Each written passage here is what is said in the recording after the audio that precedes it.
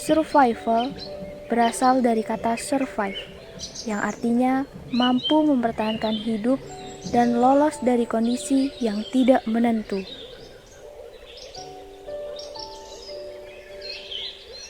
Sedangkan jungle survival artinya suatu kondisi yang tidak menentu yang dihadapi seseorang atau sekelompok pada daerah asing, terisolir di gunung, di hutan, hingga kembali kepada keadaan normal.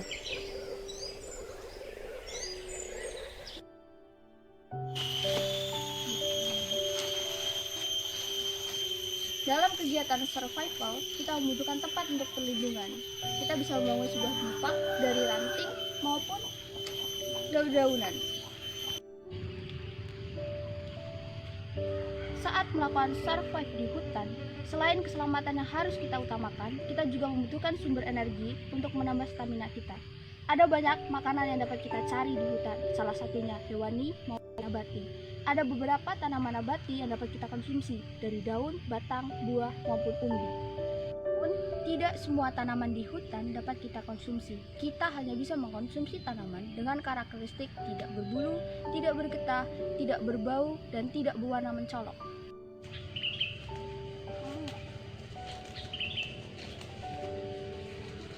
Dalam hal ini, kita perlu selektif dalam memilih tanaman. Salah satunya dapat kita jumpai pada setiap hutan, ada tanaman yang biasa kita sebut dengan rambusa atau santiat. Buah rambusa ini memiliki banyak kandungan nutrisi, salah satunya vitamin C yang baik bagi tubuh. Jadi buah ini sangat baik dikonsumsi ketika kita sedang survive di hutan ataupun sedang melakukan penjelajahan di hutan. Selain dari buah yang bisa kita konsumsi ketika survive, ada juga berbagai tanaman palem-paleman seperti yang kita temukan di sini. Ini merupakan tanaman palem-paleman dan kita bisa mengkonsumsi bagian umbut di tengahnya. Sebelum kita mengkonsumsi tanaman palem ini, yang tengahnya kita harus cabut terlebih dahulu.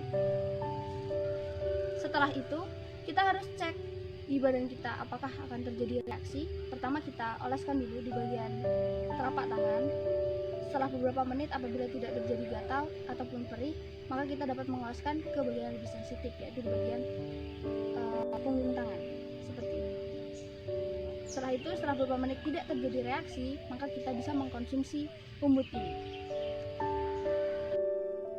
Bukanlah spesies yang paling kuat atau yang paling cerdas yang mampu survive, tetapi mereka yang paling mampu beradaptasi terhadap perubahan.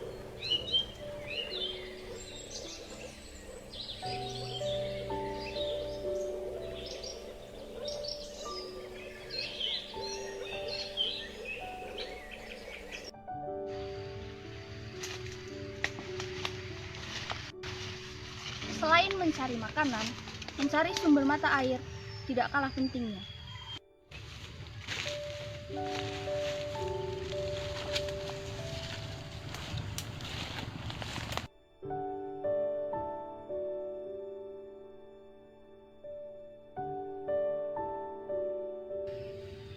Setelah kita menemukan sumber mata air, kita tidak bisa langsung mengkonsumsinya.